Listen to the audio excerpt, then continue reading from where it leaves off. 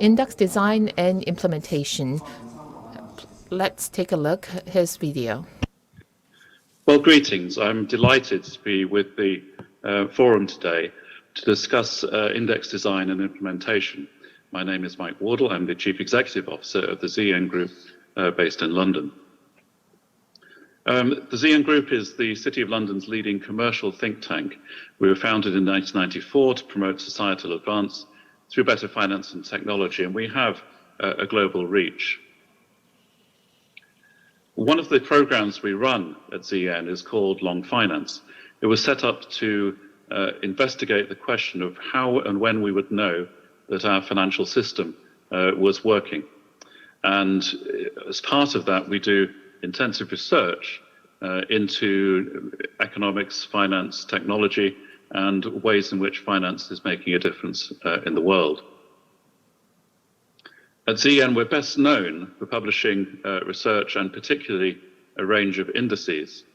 We publish the Global Financial Centers Index, which has been running continuously since 2007, the Global Green Finance Index, which started in 2018, and more recently the Smart Centers Index, focusing on innovation and technology.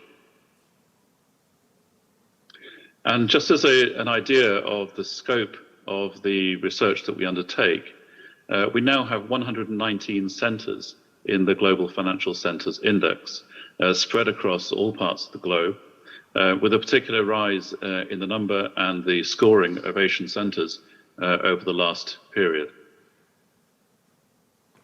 And to give you an idea of the outcome of our research, we're able to rank financial centers across the world based on our research to give an indication of how well financial centers are doing compared with each other and the changes in particular that we see over time. So we have quite a lot of experience of looking at and designing indices. And there's some questions which I think are vital if you're thinking about developing and publishing a new index. Just briefly, why is an index the right choice? What breadth of data do you need to bring into an index to make it substantive and worthwhile? The question of using quantitative versus qualitative data, questions of weighting in terms of the data, frequency of publication, and inclusion in the index. Which factors do you decide on to decide who you should include? I'm going to go through these in a little more detail. So first of all, the top box here, the index allows trend analysis. This is the real reason for running an index. They are longitudinal pieces of research which allow you to look at trends over time. Much more important, in fact, is the trend than is the individual results from a single edition of an index or a single piece of research.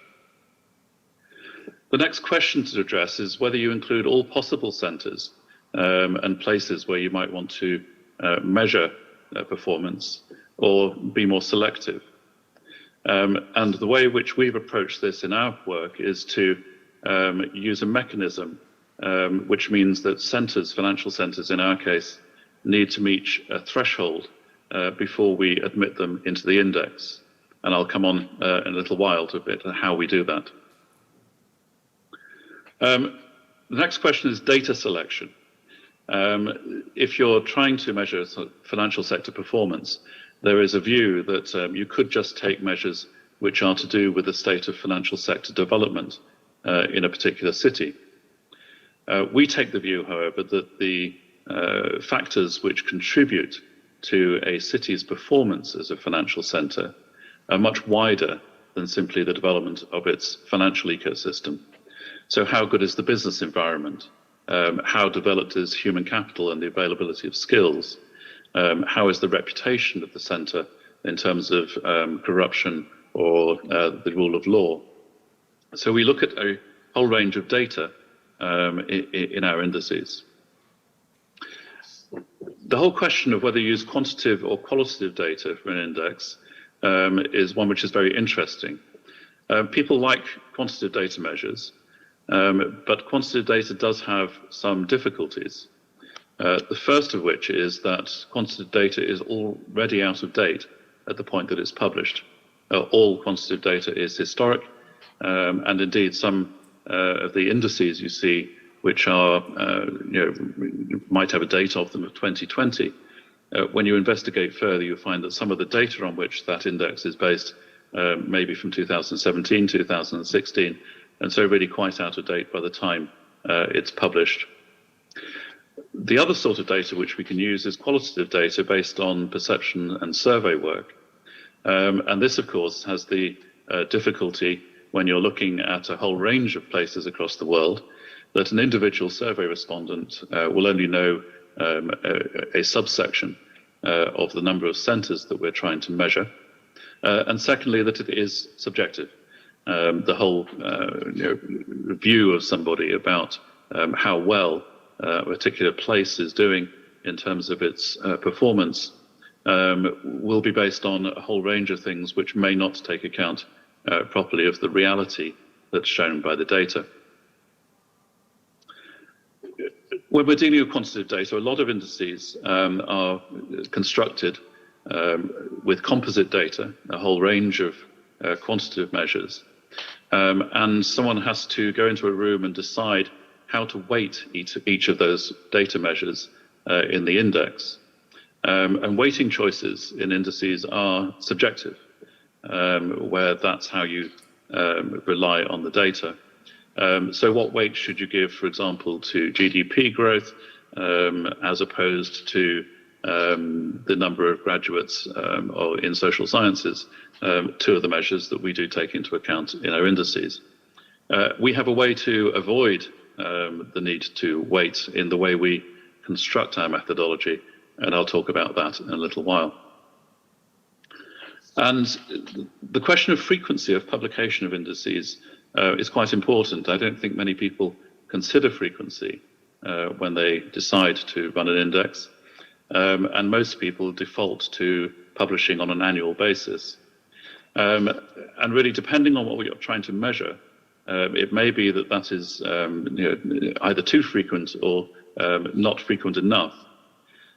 We consider this quite carefully in looking at the indices we run rating financial and commercial centres. And we publish our indices every 6 months with the idea that this is keeping up to date in a changing world. On the factor assessment indices, which is the way we have developed our index performance. First of all, we found a way to combine perception data with quantitative data. So we don't have to choose between quantitative and qualitative data. We use both in our indices. And we use advanced statistical modeling to combine those two data sets. So the way we run the Global Financial Centres Index and our other indices is that we run surveys of financial professionals and others to ask them for their view as to the performance of individual financial centres. How good is that place as a place to do business? And so we build up a very large number of assessments of individual cities from individual financial professionals, which are used as one half of the data which goes into the index. We then have 151 different quantitative measures which give a score either for the country or for the city which we're looking at.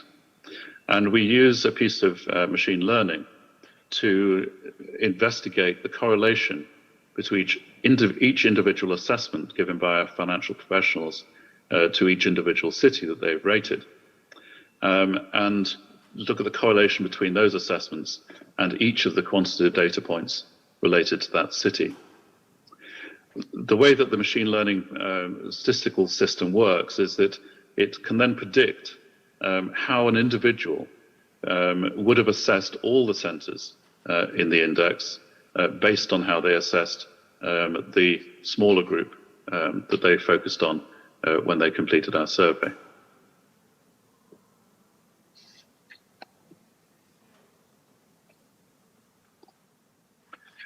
The advantages of this approach, first of all, as I mentioned, it avoids having to take decisions on how to weight quantitative measures. In effect, the machine learning tool that we use is giving weight to the quantitative measures based on how people rate centres across the world. A second advantage is this methodology allows for the fact that survey respondents will only know a limited range of places. We ask people to identify the cities which they are aware of and they know about, and then to rate those cities. But of course, they won't know all 119 centres that end up in the GFCI, but the way that the methodology works means that their views inform the way that the index is developed. It allows for a very wide set of data to be included. As I say, we use 151 different quantitative measures, and without the need to weight those, we can simply look at the correlations and take them into account in the index. Finally, this process allows predictive analysis, what-if analysis. So, for example, we can look at a financial centre and explore either what would happen to its rating in the index if more people gave it a more positive view in our survey assessment, or we can advise a financial centre on what would happen to its rating if it improved its performance in the quantitative measures by a particular margin. One of the ideas we came up with a while ago, and maybe of interest in particular to the forum, is a Maritime Services Centres Index. So it's very similar to the approach we take for the Global Financial Centres Index, but it really addresses what the purposes of indices are. So our thought was that the advantages of developing an index looking at maritime services centres would be to better inform public policy, to draw attention to the relative competitiveness of centres, better analysing the input factors. So what is it that improves competitiveness for places which are involved in maritime services? Through publication and publicity, drawing attention to the importance of maritime services. And finally, and really an important objective for developing these kind of index approaches, is to create a community of professionals interested in issues that relate to global maritime service clusters. That's a very brief overview of our approach to index design and some of the issues that we think needs to be considered. And I leave you with this. The cartoon here shows that we need to find ways to compare places which have very different characteristics. So in financial centre terms, we need to compare New York, say, with the Cayman Islands. They're very different creatures in terms of the size of the market and in terms of the specialty they bring to bear.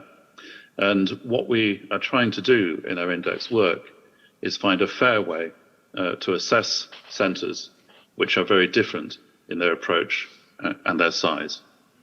It's a great pleasure, and I do wish the forum every success through the rest of your time together, and thank you very much.